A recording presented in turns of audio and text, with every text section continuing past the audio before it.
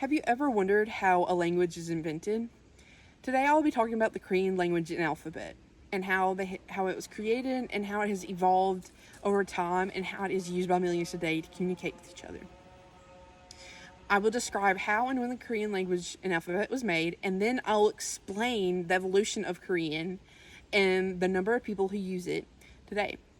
And by examining these points, we will understand how, why, and when Korean was invented and how it has adapted over time to meet cultural and community needs of today's people and how it's kept its cultural core.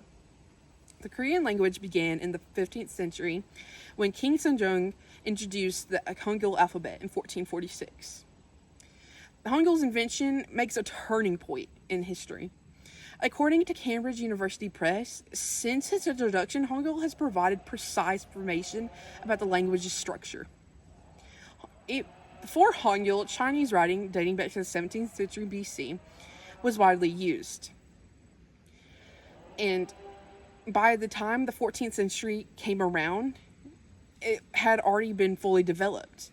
Most literature was written in Chinese long before the Korean alphabet even existed. Silla, which is a form of Chinese, was one of the first times that had ever been used for Korean.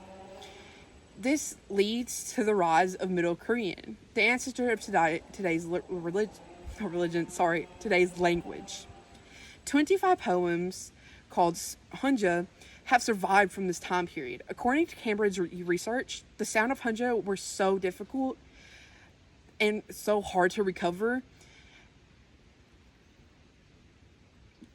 that you would have to have intense knowledge of the actual language to even unravel the poems.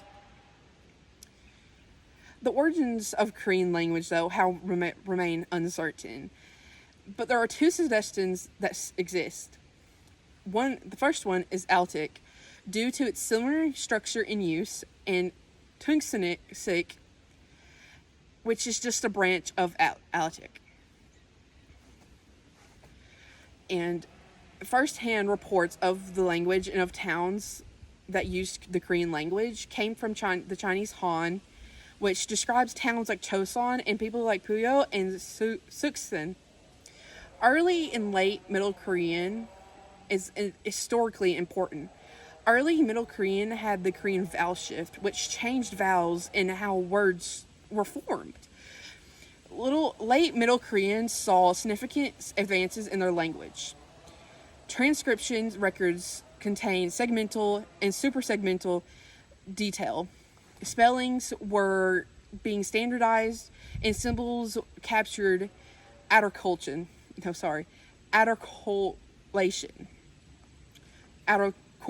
features.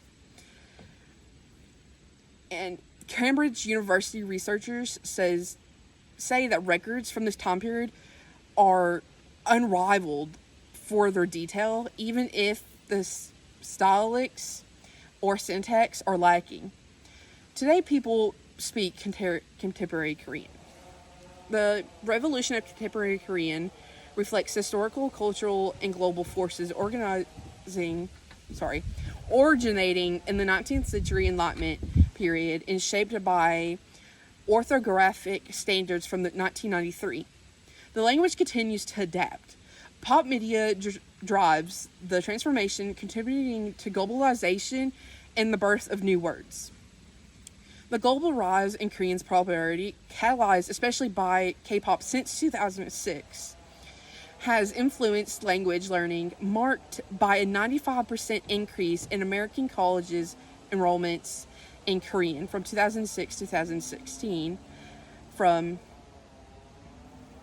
today. Policy changes in Korea further support modern demands and global readiness for students. The Korean language reach out to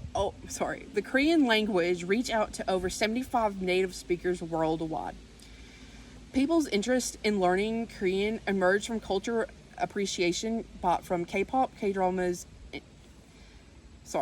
Let me say that again. People's interest in learning from Korean emerged from the cultural exploration K-pop, K-dramas, and travel, as reflected in increasing college class enrollments from 2016 to today.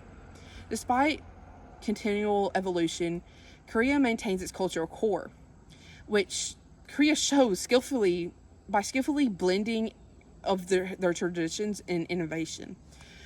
The Korean language and alphabet is resilient and beautiful. Its creation and use enrich history, showing how adaptable it is while maintaining culture through change. I hope this speech shows you that, and I hope this reaches out to you.